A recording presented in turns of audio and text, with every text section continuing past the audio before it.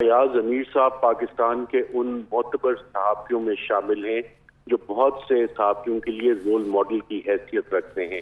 फयाज अमीर पे हमला पाकिस्तान की सहाफ़त पे हर सहाफ़ी के ऊपर हमला है। मैं आपके तवज्जुह से आपके नाज़रीन को ये बता दूं कि जब मैं स्टूडेंट था तो एक अंग्रेजी अखबार में फयाज अमीर साहब कॉलम लिखते थे और मैं स्क्रैप बुक में उनका हर कॉलम सेव रखता था और मैंने बहुत कुछ सीखा उनके कॉलम से। आज मुझे लगा कि मुझ पे हमला हुआ है, अगर इनको पकड़ना है अटैकर्स को तो डेविस कोर्ट जो आपके दफ्तर से जब निकलते हैं और जिस जगह पे हमला हुआ वहाँ पे मुतअद्दिद सीसीटीवी कैमरास यकीनन फुटेज मिल सकती है। और अगर पंजाब हुकूमत जो कि शायद इसमें इंटरेस्टेड मुझे तो नहीं लगता कि होगी, क्योंकि फयाज अमीर ने जितनी अच्छी तकरीर की थी एक मुहिब्बे वतन पाकिस्तानी के तौर पे, पाकिस्तान के जो मसाइल हैं उनका बताया कि क्या मसाइल हैं। साबिक वज़ीर आज़म को भी उन्होंने क्रिटिसाइज किया, दीगर चंद इदारों के हवाले से भी उन्होंने गुफ्तगू की कि और उस पे जो आजकल पूरे पाकिस्तान में एक माहौल चल रहा है कि खौफ की फिजा फैलाई जाए। कराची की अगर आप मिसाल ले लें, कराची में भी एक दौर में खौफ की फिजा मुख्तलिफ सेक्टर इंचार्जेस होते थे।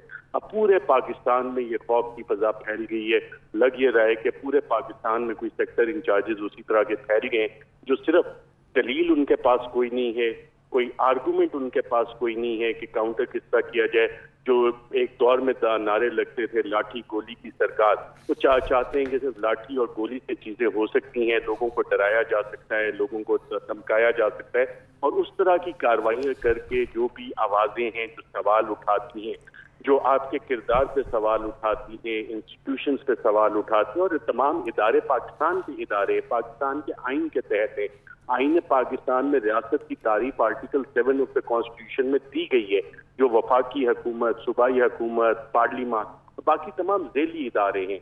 और अगर कोई समझता है कि जी सवाल करेंगे तो हम इस तरह की हरकतों से, इस तरह की डर्टी टैक्टिक से, ओल्ड प्ले बुक इस्तेमाल करके लोगों को चुप करा सकते हैं, ये अपने लिए सिर्फ नफरतों का सामान पैदा किया जाता है। इस तरह से डिसेंट को नफरत में तब्दील करने की कोशिशें हो रही हैं और जो भी साहिब इक़्तिदार है उन्हें होश के नाखून लेने चाहिए और इस चीज का मुदावा करना चाहिए। इस पर तमाम सहाफ़ती तंजीमों को बशमूल पाकिस्तान ब्रॉडकास्टर एसोसिएशन, एमेंट, आपकी PFUJ, Rawalpindi Islamabad union of journalist, high court association, supreme court association, Punjab union of journalist, इन सबको इस पे आवाज उठानी चाहिए। पाकिस्तान को ऑलरेडी कहा जाता है कि दुनिया में one of the most dangerous places in the world to report.